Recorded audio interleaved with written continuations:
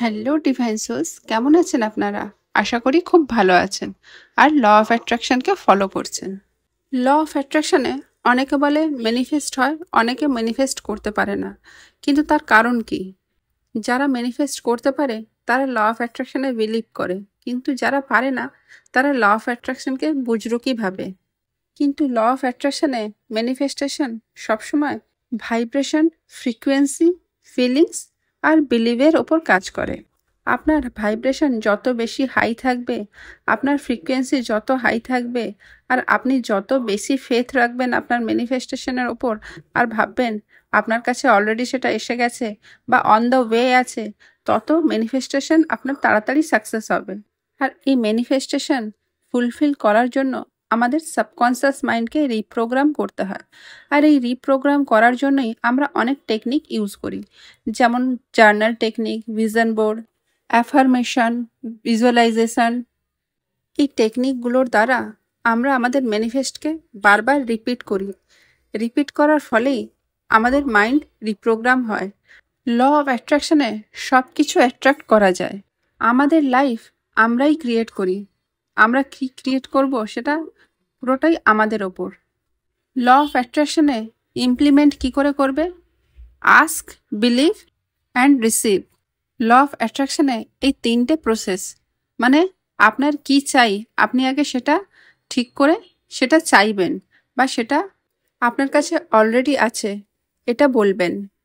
দেন believe করবেন যে যেটা আপনি বলেছেন সেটা আপনার কাছে এসে গেছে বা অন দ্য ওয়ে আছে।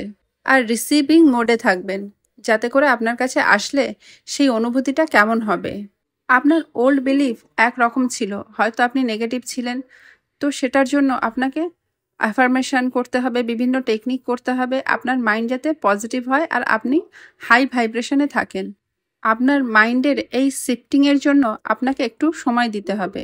যদি আপনি কোনো রেস্টুরেন্টে যান, কোনো জিনিস অর্ডার করেন, যেমন আপনি ডোসা অর্ডার করেছেন, তাকে তৈরি হতে দিতে সময় লাগবে, কিন্তু আপনি যদি তারই মধ্যে আপনার অর্ডারটা ক্যান্সেল করেন বা আপনি বারবার চেক করেন যে এখনও হচ্ছে না কেন, এখনও এলো না কেন, আর কতক্ষণ লাগবে, ভেবে আপনি আপনার অর্ডারটা ক্যান্সেল করলেন বা চেঞ্জ করলেন, তখন আপনি সেই রেস্টুরেন্টে হয়তো অর্ডারটাই পেলেন না।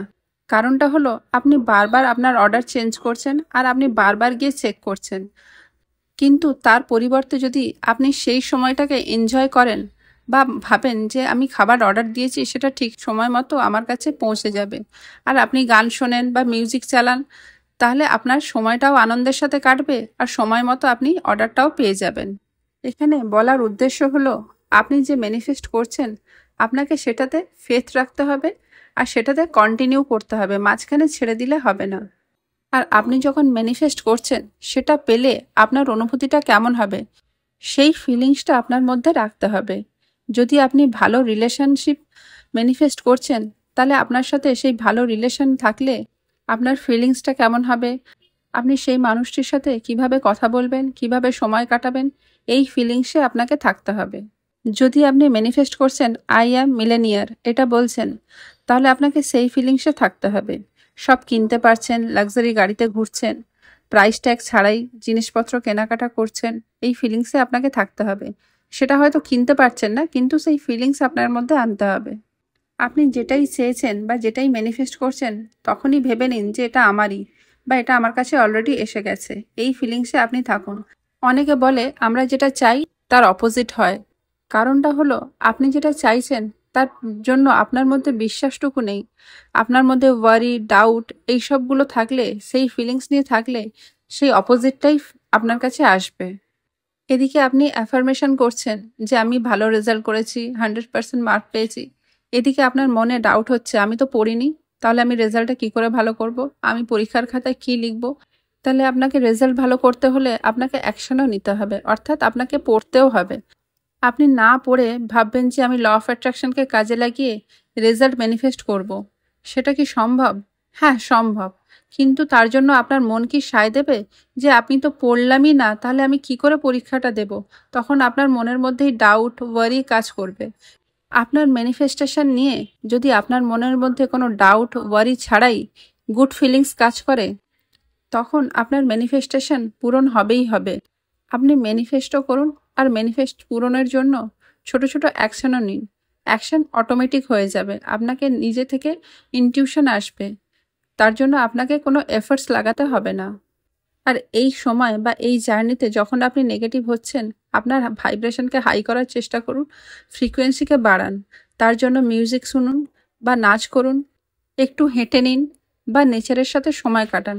আপনার জন্য যেটা কমফোর্টেবল বা আপনার যেটা মনে হবে সেটা করলে আপনার মধ্যে থেকে সেই নেগেটিভ ফিলিংস তখনের মতো চলে যাবে, সেই জিনিস করুন।